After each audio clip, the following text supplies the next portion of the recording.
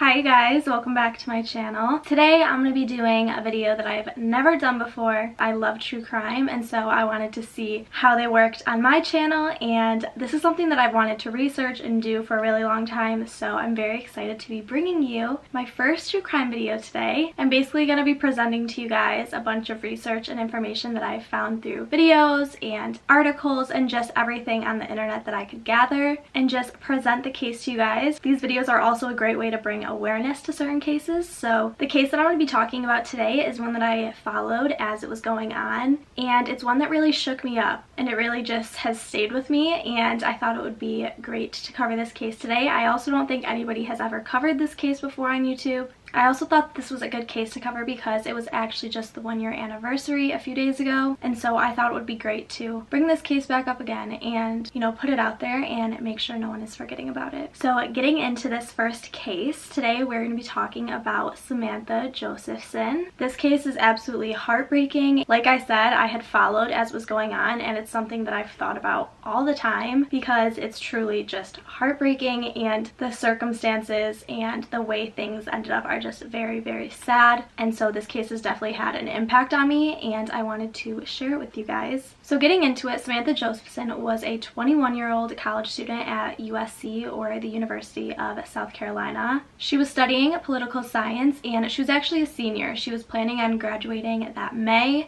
and she was going to head on to law school after, and it was something Samantha was just really excited about. She's described by her friends as being just very genuine and a light in everyone's lives and very hardworking. Her mother describes her as a fabulous woman, and just that she was kind and she was a best friend to everyone, and she was actually nicknamed by her dad Sweet Pea, and her dad also called her sister this. He said that Samantha and her sister were just best friends with their parents, and they all had a very good relationship. Samantha also had a boyfriend, and her boyfriend's name was Greg Corbishley, and you know, he said that he loved her so much and that he absolutely saw a future with Samantha. You know, both of them were like graduating. I'm pretty sure he had already graduated, and you know, Samantha was about to graduate and go to law school, and he had said that he saw a future with Samantha and he saw them being together potentially for the rest of their lives. So yeah, Samantha was just described as very genuine, hardworking. You know, she was graduating that spring in May, and she was planning on going to law school at Drexel University in Philadelphia. And on March 28th, 2019, Samantha and a group of her friends decided that they wanted to go out that night. It was a Thursday, and they were just going to go to some popular bars that were downtown. They ended up going to a bar called the Bird Dog, and this was in downtown Five Points district of Columbia, South Carolina. And this is a very popular nightlife area, especially for USC students. So Samantha and her friends went to the Bird Dog bar, and you know, they had drinks and they were just hanging out at the bar,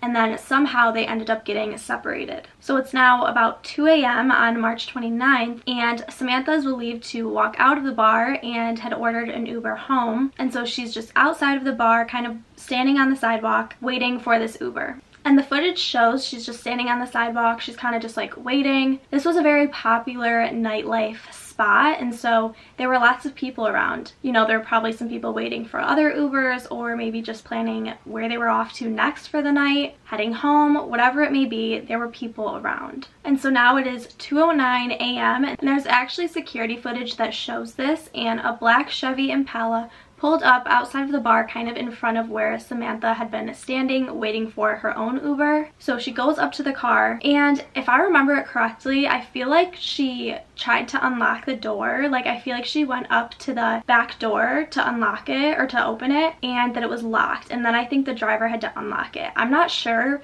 but like, that's kind of a theory that I have, is that, you know, the car wasn't unlocked when she initially went to open it. I may be messing that up, so I'm going to insert the CCTV footage or security footage here, but I have a feeling that's what happened, but I could be completely wrong. She ends up getting into this car, she shuts the door, and the car drives off. But unfortunately, the man was not Samantha's Uber, and who she expected was taking her home never ended up bringing her there. Samantha's boyfriend also says that he was tracking her phone during this time, and he just said that he knew something seemed off and this just didn't seem right. But he was 2.5 hours away, unfortunately, and so there was nothing that he could do. So Samantha's roommates and friends started to get very worried when she wasn't there in the morning. And when it was later on in the morning and they still hadn't heard from her, they started to panic a little bit. And Samantha had actually been scheduled for the breakfast shift at the restaurant that she worked at. So when she didn't show up for her shift, which was very unlike her, her coworkers also started to worry. Samantha's friends knew that she was supposed to be working that morning, and so they ended up calling the restaurant, calling the partners or the owners, and asking if she had showed up for work that morning. Maybe she just ended up going home with another friend or whatever it may be, and maybe she showed up at the restaurant for her shift. They told her friends no, she hadn't shown up for work, and that's when her friends really started to panic, and at 1:30 p.m. they called the police and reported her as missing. So authorities went to the apartment building that Samantha and all her friends lived in. This was where her friends had been waiting for her and calling her. So when authorities got there, they started collecting information about Samantha, where she was last seen, when her friends had last seen her, conversations they had, if there was anywhere she could be, and they started putting out photos of Samantha on the media to try and get the word out if anybody has seen her or anyone has any information that could be useful. Along with photos of her on the media, they were also able to put out a description of what she had been wearing that night. You know, her friends knew what she had been wearing, but also there was the security footage showing that she had been wearing black jeans, an orange top, and a pair of light colored shoes. So all this information was released to the public to just see if anybody could help. Maybe someone had seen something. So fast forward about 2 hours later, it's now 4 p.m. in Clarendon County, which is southeast of Columbia. 2 turkey hunters were in a wooded field. This was about 40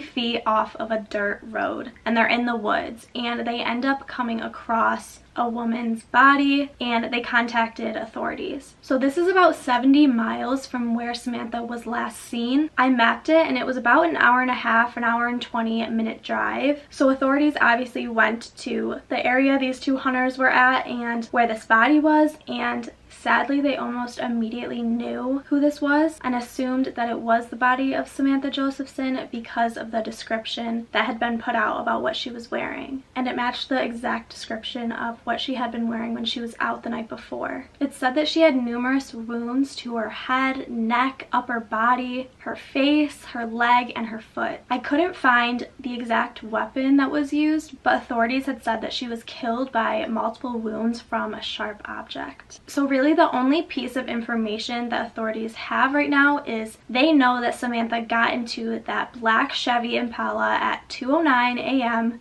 outside of the Bird Dog bar, and it drove off. That's really the only piece of information they had, and so immediately the information of this car is sent out to the public and on the media just to keep a lookout for it, and police were obviously ordered to stop and pull this car over if it is seen, to question the man about the girl he had had in his car the previous night. You know, if this was Samantha's Uber, he would know where she was dropped off at, or, you know, if she was upset or if she was on the phone with someone, this guy would have some sort of information. But as we all know, this was not Samantha's Uber, and about 24 hours after Samantha had disappeared, it was 3 a.m. and police officers saw a Chevy Black Impala and they pulled the car over. So the man driving this car was 24-year-old Nathaniel David Rowland. And so the officer approached the car and he asked him to step outside of the car, and he did. He got out of the car but almost immediately took off, and he wasn't able to get very far, and he was quickly caught and arrested. When officers searched this car, they found blood in the passenger side as well as the trunk. They also found a cell phone in the glove box, and to top it all off, there was a container of liquid bleach, wipes, and window cleaner. The cell phone that was found in the glove box was Samantha's phone, as well as the blood that was found in the passenger seat, as well as the trunk was matched to her. They also found that the car's child lock feature was enabled or activated, and this would have made it extremely difficult, near impossible, for anyone to open those back doors from the inside. Nathan was obviously arrested and in custody, and he was being held at the Alvin S. Glenn Detention Center. Authorities actually released information that he had previously lived in the area where Samantha's body was found, and that the place she was found is a very difficult place for someone to know or really get to unless you were familiar with the area.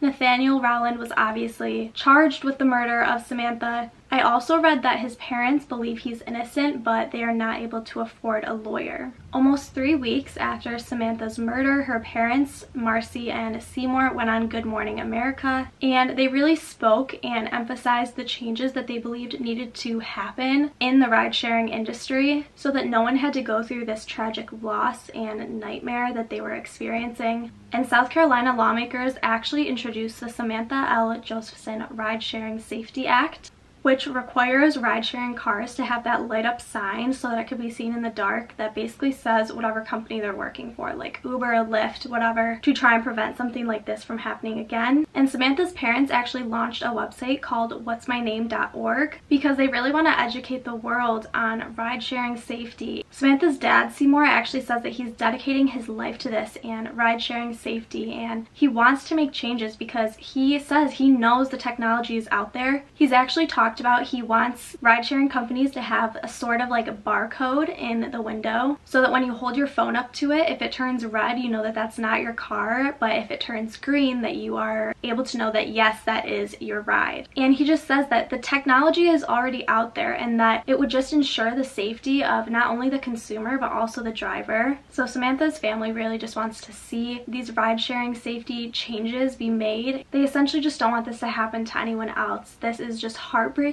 As a college student myself that takes Ubers and Lyfts all the time, this is a very important case and it's very important information, and always ask your driver, what's my name? So like I had said earlier, Samantha was planning on graduating in 2 months in May from the University of South Carolina, and she was planning on going ahead to law school, and her diploma was actually presented posthumously. And that's all I have for you guys on this case. I hope that from this case you take away some precautions and ride-sharing safety tips that you guys should be using, because this case is just so sad. I think the reason that it hits so close to home for me is just because, you know, this very easily could have been anyone. You know, college students take Ubers almost every time they go out to and from, and especially when you're drinking, you just need to make sure you're aware and that you're taking the steps of asking the driver what's my name before getting in, looking for that light up sign if they have it. You can also share your location with another phone number. So I personally have my mom's in my Uber account, and so every time I order an Uber, I just press this little button that says share, and I'm able to share my location with my mom and she can track my ride and everything. This case breaks my heart and I just feel terrible for her family. But yeah, that's it for today's video. If you guys have any other information that I may have missed about this case, definitely comment it down below, or any thoughts that you guys have, comment down below and we can all have a conversation about them. All of this information that I found was from the internet and articles, videos that I had found. I've never done a video like this. I just want to preface that I don't mean to disrespect any of the family, friends of the victim. I just want to share the story and make sure that it's not forgotten.